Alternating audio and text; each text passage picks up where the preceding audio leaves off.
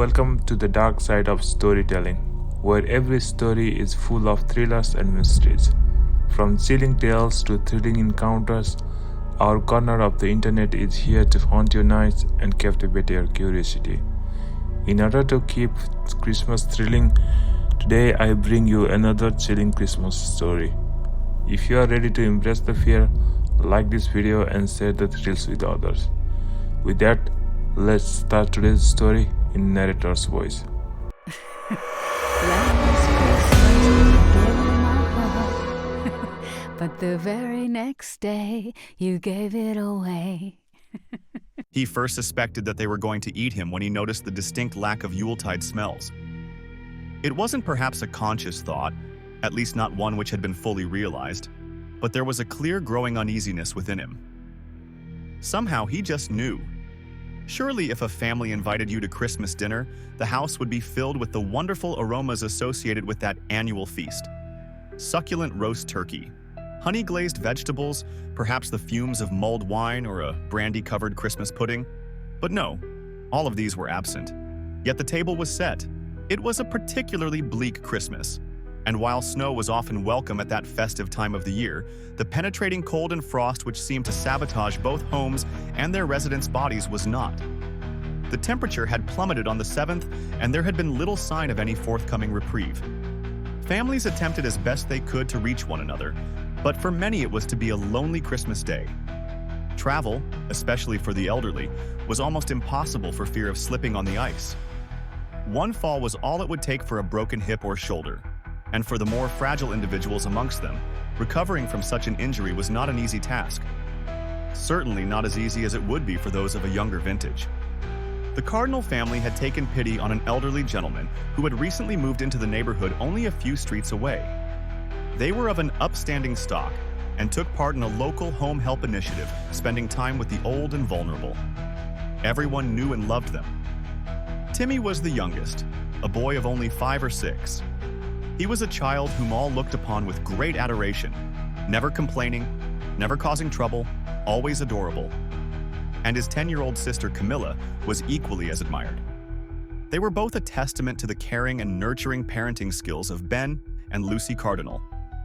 Each year as the cold winter drew in, the Cardinal family were admired for their dedication and commitment to those around them, their passion, almost zeal for helping those who were less fortunate. But behind the smiles and the skin-deep facade of that of a loving family lurked a far more sinister purpose. They had a tradition each year, a way to reward themselves for their kindness and generosity, one which stemmed back through many previous generations of the Cardinal family. Each Christmas they would invite a guest for dinner who would be welcomed with open arms into their home, sat down at a beautifully set table, provided with humorous and enjoyable Christmas conversation. And then by the light of the roaring fire, the guest would be stabbed to death and eaten gratefully. They all reveled in the old tradition, with Timmy looking forward to it the most. He had a ferocious appetite and a waistline to match it. But children do get so wrapped up in the anticipation of a family Christmas, and his parents were delighted to see a growing boy fill his belly. Camilla was of a more quiet disposition than her stout little brother, slight of figure with a pallid complexion, which reminded all of her mother, but make no mistake, she adored eating with the family and could render anyone silent with a sharp, cold insult. Ben was the local police chief for the area, so covering up their annual feast was quite the cinch. Lucy was, shall we say, a relation of sorts, and was entirely enthusiastic about maintaining the Christmas tradition. Their guests were invariably those without family, and often of a ripe old age. Forgotten by society, left to wither in their isolated little houses, Ben explained to the children yearly that it was almost a kindness to put the victims out of their slowly increasing misery, and besides, when they did eventually die, they would be shoved into a box in the ground or roasted into ashes. What a waste of good meat! This year, Timmy and Camilla were especially excited. On that Christmas Eve, it was nearly impossible. They knew the special treat they were in for the following day. The Cardinals were hosting a most special guest. His name was Sergiu Moraru, and he hailed from Eastern Europe. They had never had foreign meat before, and the very idea of tearing into some delicious, exotic muscle and fat made this year's feast something to really look forward to. They had met Old Man Moraru just a few weeks earlier, when Ben had noticed the unusual name on his home help list. Each year as Christmas approached, the volunteers at the local church would be given names and addresses of pensioners in the area who had no family and would be left quite alone over the holiday season.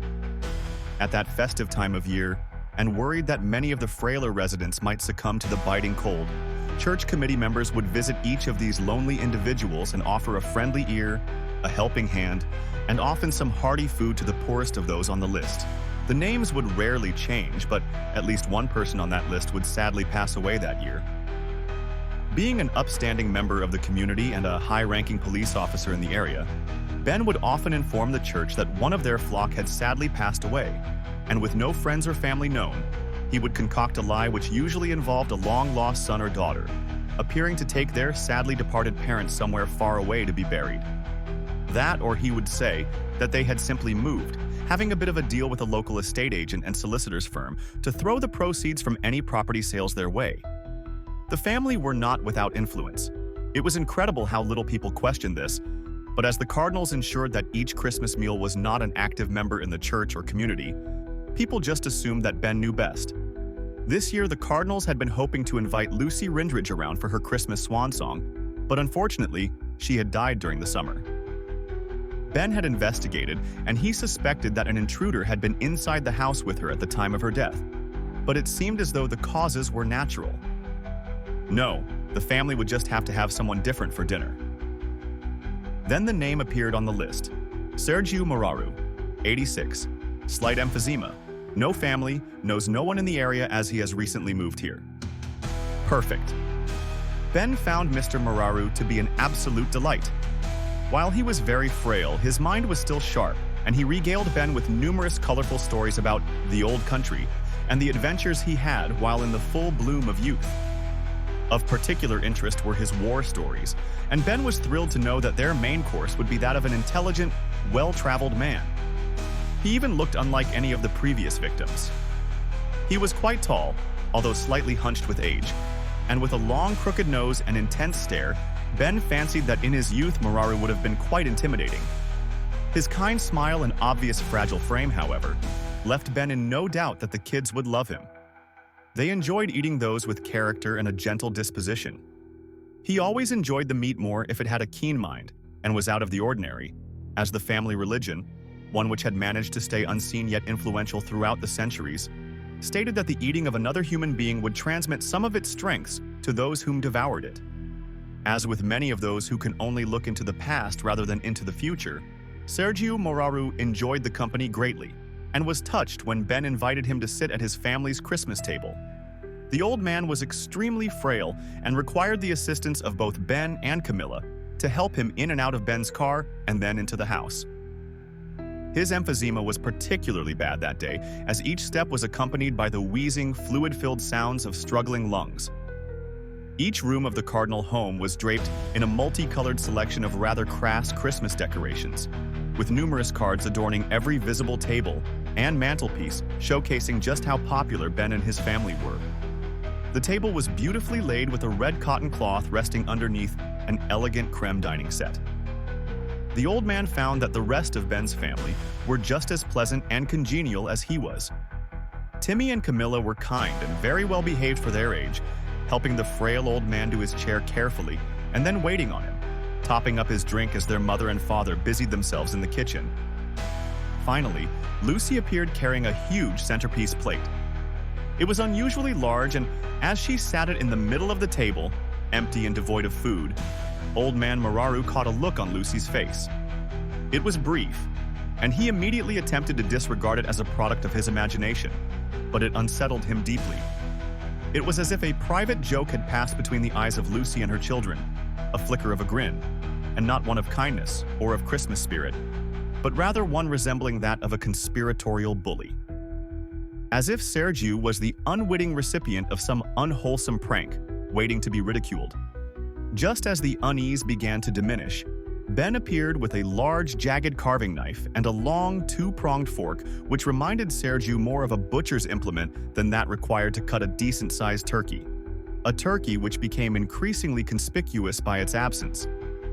There they sat for over an hour, each member of the cardinal family replenishing the old man's drink with enthusiasm and showing concern for each cough or moment of uncomfortable breathing experienced by their guest.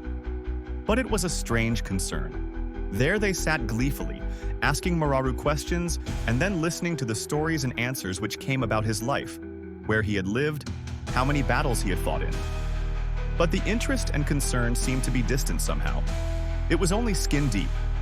Each time their guest mentioned the old country, those same conspiracy-laden glances were traded across the table, as if excited, not by the content of the stories, but rather by the simple fact that Mararu was a foreigner. The absence of not only food, but that of the mere mention of it was unsettling enough.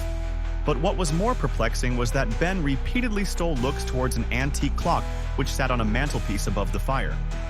Looks which were poorly hidden and betrayed their purpose. He was counting down the minutes to some event.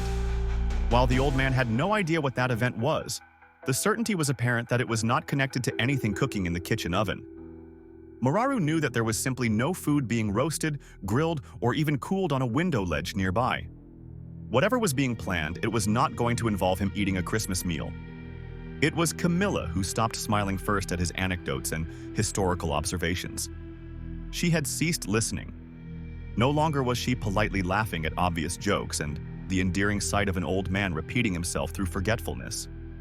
Camilla was simply staring with those pinpoint cold dark eyes, as a snake before a strike. Timmy was next to abandon the act as he began to grin menacingly at Sergiu, as his hands gripped a small serrated steak knife intensely. The most alarming thing was that the focus of Timmy's stare was not the old man's face, but his wrinkled neck. With one last glance at the clock, Ben ceased being the jovial, attentive host and began to run his fingers along the huge carving knife in front of him, with a mixture of anger and lust upon his face. Sergiu had seen many things in his time, but nothing as surprisingly strange and unnerving as this. Finally, when the clock began to chime, Lucy relinquished her false, endearing shell and exposed the cold-hearted and twisted personality which lay beneath. As the chimes slowly rang throughout the house, one by one, echoing and lonely and piercing in their symbolism, each of the cardinals rose up from their chairs, sharp, jagged knives in hand, and waited. The chime rang once, and they uttered an indecipherable phrase in unison. The chime rang twice, and they increased their cult-like chorus in ferocity and volume. The chime rang 3 times, and then they stopped. All were silent, the house devoid of sound, Christmas spirit, and that of hope. The old man's wheezing grew in intensity as the uniquely bizarre sight of the twisted family about to dine dawned upon Sergiu. The family then quietly and efficiently walked around the dining table and stood motionless, surrounding their guest. Just as the old man was about to inquire what was to become of him, the clock on the mantelpiece burst into life one final time. The chime was different from the others. It was sharper, somehow fouler, and echoed once and once only throughout the cardinal home. From behind, Lucy slit the old man's throat from ear to ear as Ben thrust his carving knife deep into Sergiu's stomach. Both parents then removed their knives and stood back watching with pride as Camilla cut and stabbed repeatedly, while Timmy thrust his steak knife in and out of Mararu's legs, neck, and arms. After a few minutes, the frenzy diminished as both children grew tired, and with one last downward thrust, Timmy drove his steak knife so deeply into the old man's hand that it skewered it completely, embedding itself into the table on which the hand rested. The children now ran to their parents' collective embrace. They hugged and rejoiced in what was a fantastic Christmas game, and now could look forward with delight to some succulent exotic meat. Arms wrapped around one another, they stared at their victim and began to laugh loudly, commenting on the old fool stories of times gone by, the war, and the old country. As they turned to each other once more, the laughter diminished, and they looked into each other's rosy, blood-covered faces and shared a family moment. This had been one of Ben's favorite sacrifices, but the laughter had not completely ceased. One person was still laughing loudly. Confusion turned to abject horror as the bizarre truth revealed itself. It was Mr. Mararu. Sitting covered in blood, his head tilted back, and the deep cut in his throat wide open, the dinner guest laughed loud and strong. A laugh which was both young and old, his head arched forward as he pulled Timmy's steak knife out of his hand, dropping it on the floor.